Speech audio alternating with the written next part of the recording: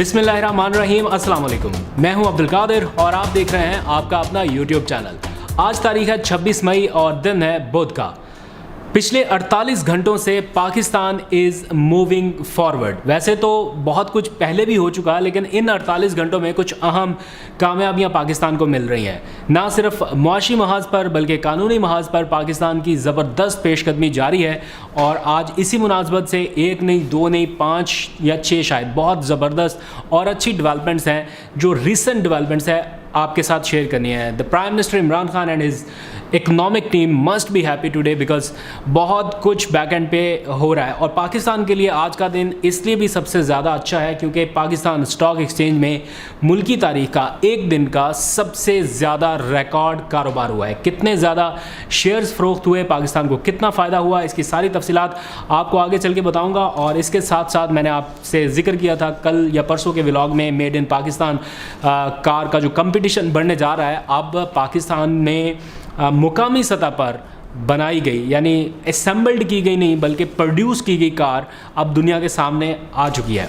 उसकी क्या तफसीलात है वो बताऊंगा। और MDNRTC ने एक बार फिर खुशखबरी सुनाई है और उन्होंने कुछ नई तस्वीर मुझे भेजी हैं इलेक्ट्रॉनिक व्हीकल चार्जिंग स्टेशन के हवाले से, वो भी आपके साथ शेयर करूंगा। और पाकिस्तान का सारा सरकारी निज़ाम पेपरलेस, अब डिजिटल का दौर किस तरह से होने जा रहा है। पहला इजलास हो चुका वज़ीर-ए-आज़म इमरान खान की ज़ेर सदारत और लंबी लिस्ट है आगे। एक दिहाई के बाद, यकीन कीजिए 10 सालों के बाद पहली बार ऐसा हो रहा है कि पाकिस्तान पूरे साल के लिए सरप्लस अकाउंट में गया है। आगे और भी बहुत सारी चीज़ें हैं आपको बताऊंगा, लेकिन आप लोग कहते हैं बस आप ही अच्छी चीज़ें बताते हैं, सिर्फ मैं ही अच्छी चीज़ें नहीं बताता। जियो न्यूज़ की हेडलाइन और आपके सामने है, इस पर लिखा हुआ है मुल्क की मईशत पर आलमी इदारों समेत हुकूमत की पेशगोइयाँ पीछे रह गई और रवा माली साल की मुआशी तरक्की की शरह 3.94% रहने का इम्कान है। ये कुछ दिन पहले की डेवलपमेंट है, मैंने आपके साथ शेयर की। लेकिन दुख की और अफसोस की बात यह है जिसके ऊपर मुझे ज़्यादा फील होता है कि इतनी अच्छी जो रिसेंट डेवलपमेंट है, आज के दिन की डेवलपमेंट्स हैं, इनके ऊपर उस तरह से बात नहीं हो रही जिस तरह से होनी चाहिए। अगर अभी कोई फेक न्यूज़ आ जाए, अभी ये कहीं से कोई सर्कुलेशन हो जाए किसी खबर की कि जनाब पाकिस्तान ने हवाई अड्डे दे दिए अमेरिका को, आप देखें ट्विटर पर और किस तरह से सोशल मीडिया के ऊपर तूफ़ान बरपा होता है। अच्छे खासे मंजे हुए पढ़े लिखे जर्नलिस्ट जो हैं वो भी उसी रो में बहने लगते हैं। और अब ताज़ा मिसाल मैं बल्कि लेके आऊँ, मैं आपके सामने रखता हूँ। अब रऊफ़ क्लासरा साहब, मेरी जितनी उम्र है इससे ज़्यादा शायद उनका तजर्बा हो, बहुत सीनियर है, मेरा कभी उनसे किसी किस्म का कोई इख्तलाफ नहीं, बड़े हैं, अदब एहतराम के साथ, उनकी बहुत ज़्यादा फ़ैन फॉलोइंग है, कहें तो कान को हाथ लगा कर कह सकते हैं। लेकिन उनकी एक वेबसाइट है नकार खाना, उन्होंने अपनी वेबसाइट के ऊपर एक फ़ेक न्यूज़ लगाई जिसमें जो पाकिस्तान को डाउन कर रही है, अप नहीं कर रही। क्या है, पाकिस्तान ने अमरीकी फ़ौज को अपने फ़िज़ाई हदूद इस्तेमाल करने की इजाज़त दे दी। ये उनकी वेबसाइट है, मुझे लगता है उन्हीं की है क्योंकि उन्होंने अपने ऑफिशियल फेसबुक पेज से ये शेयर किया और अक्सर इसी वेबसाइट का लिंक वो शेयर करते रहते हैं। और लिखा है कि पाकिस्तान ने अमरीकी फ़ौज को अपनी फ़िज़ाई हदूद इस्तेमाल करने की इजाज़त दे दी। मैंने अभी रिसेंट उन्हीं की इस सारी वेबसाइट को भी देख के आया हूँ और उनके इस फेसबुक पेज को भी देख के आया हूँ। इसमें उस खबर का हवाला तक नहीं है या उस खबर का जिक्र तक नहीं है जो पाकिस्तान के दफ्तर ख़ारजा ने सरकारी तौर पर इस खबर को झूठा, मनगढ़ंत और गलत करार दिया है। अगर आपने ये एक फ़ेक न्यूज़ लगाई थी तो पाकिस्तान का मौक़िफ़ भी आपको देना चाहिए था, नहीं। लेकिन मौक़िफ़ किसका दिया गया मैं आपको बताता हूँ। ये आप ज़रा उनकी वेबसाइट पर शाया हुआ ये देखिए, वाशिंगटन से ये खबर चली, फ़ेक न्यूज़। NNI कोई न्यूज़ एजेंसी है, वाशिंगटन से NNI के नुमाइंदे ने खबर दी और किसको कोट किया, पेंटागन के एक ओहदेदार को।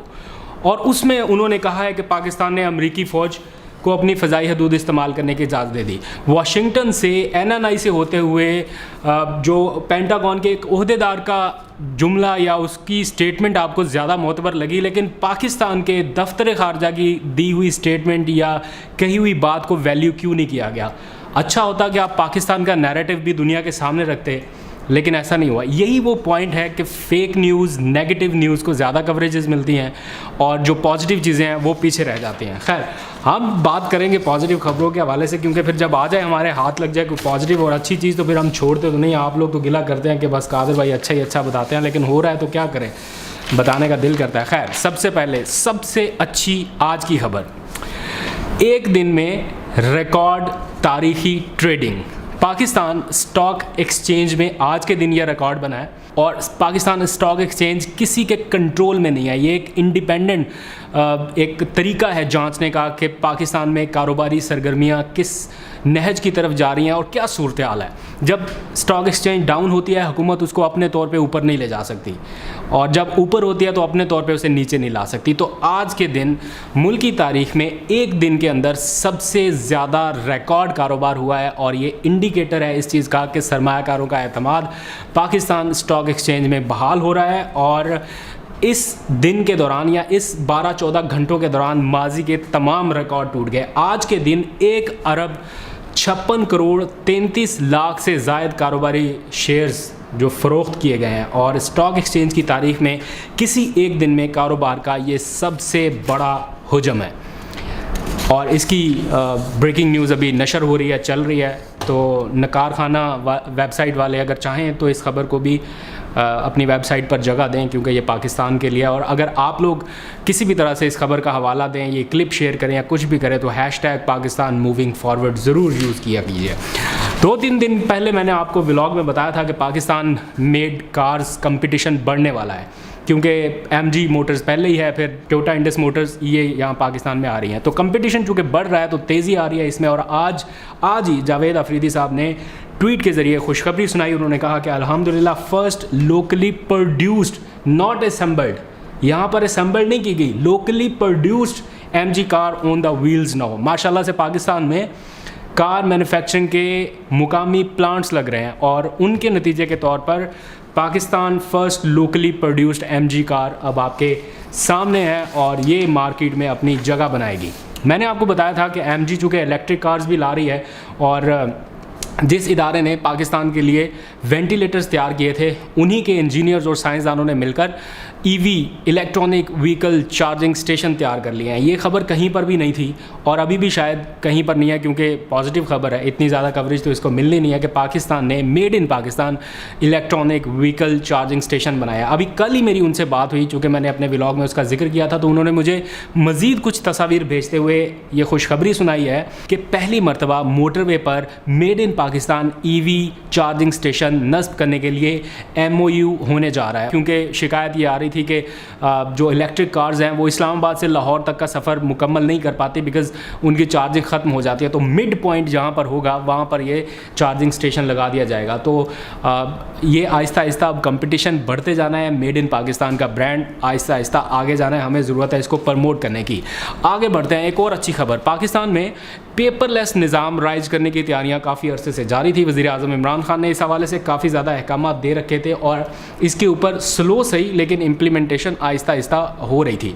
और अब इसी महकमे ने, जिसने made in Pakistan EV charging station बनाए हैं, इसी महकमे की एक काविश है कि इसने मखसूस किस्म के टैबलेट्स तैयार करके वफाकी काबीना को दिए हैं, यानी पूरा वफाकी काबीना का निज़ाम पेपरलेस कर दिया गया है। और वज़ीर आज़म की ज़ेर सदारत पहला इजलास हुआ है, जिसको आप यूँ कह सकते हैं कि डिजिटल फेडरल कैबिनेट मीटिंग हुई है, यानी जिसमें पेपर का कोई इस्तेमाल ही नहीं हुआ। आज से पहले ये होता था सीक्रेट डॉक्यूमेंट्स आपने देखा है अक्सर लीक हो जाते हैं। वफाकी हुकूमत की कोई समरी होती है जिसके ऊपर अभी फ़ैसला नहीं हुआ होता, TV चैनल्स उसको ब्रेक कर रहे होते हैं कि वफाकी हुकूमत ने ये फ़ैसला कर लिया। एक्चुअली वो डिबेट के लिए एक समरी तैयार की जाती है जिसके ऊपर मुशावरत होती है, तो वो सारा इसलिए होता था कि चीज़ें लीक आउट हो जाती थी। अब इस चीज़ को कर्टेल करने के लिए सारा निज़ाम डिजिटलाइज कर दिया गया है और सारे फेडरल कैबिनेट मेंबर्स को वो मखसूस टैबलेट्स दे दिए गए हैं। ये टैबलेट्स ख़ास किस्म के इसलिए भी हैं कि इनमें हैकिंग का ख़तरा नहीं है, क्योंकि ये उस इदारे ने तैयार करके दिए हैं जो दिफाई साजो सामान सारा तैयार करता है। और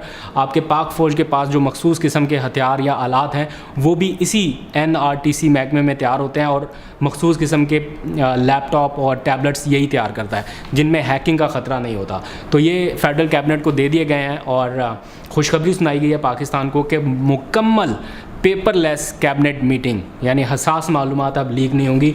तो ये भी पाकिस्तान में मुल्क की तारीख में पहली बार हो रहा है। एक और अच्छी खबर जो मुआशी महाज से आई है, हमारा करंट अकाउंट खसारा। आपने वज़ीर आज़म इमरान खान से बहुत बार इसका जिक्र सुना, मैं उसकी तफसील में नहीं जाता, लेकिन ये भी 10 सालों के बाद पहली बार ऐसा हो रहा है कि हम खसारे से निकल कर मुसलसल 1 साल तक सरप्लस में रहे हैं। ये एक बड़ी अचीवमेंट है कि आपका मुल्क कितने ज़्यादा खसारे से निकलकर कोई तकरीबन 19-20 अरब डॉलर के लगभग करंट अकाउंट खसारा था जब वज़ीर-ए-आज़म इमरान खान को गवर्नमेंट मिली, उससे निकलकर सरप्लस में जाना और सरप्लस में बरकरार रहना, वो भी पूरे 1 साल के लिए, और वो भी तकरीबन 1 दिहाई के बाद।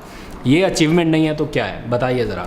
अच्छी खबर है, इसको भी कवरेज मिलनी चाहिए मेरा ख्याल। और बहुत सारी खबरें हैं मेरे पास, ये लंबी फहरिस्त है, चाहता हूँ आपके साथ ये सारी चीज़ें शेयर करूँ।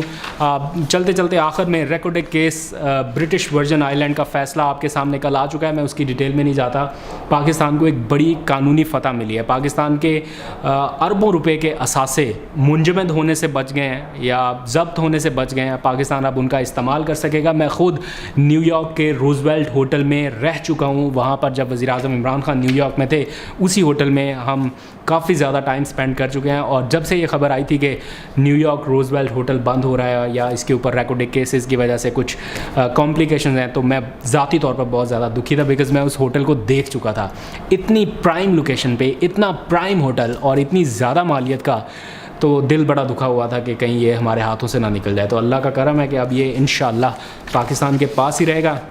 और इसके साथ साथ जो स्क्राइब होटल है पेरिस में, वो भी मुंजमद होने से बच गया है। उसका भी सारे के सारे जो लीगल उसके ऊपर कॉम्प्लिकेशंस थी वो ख़त्म हो गई हैं। पाकिस्तान उसका कंट्रोल संभाल सकेगा। और इसके साथ एक अच्छी खबर ये है कि रेकोडेक में जो ज़खायर हैं उनकी तलाश के लिए कुछ कंपनियां एक्टिवेट हो रही हैं।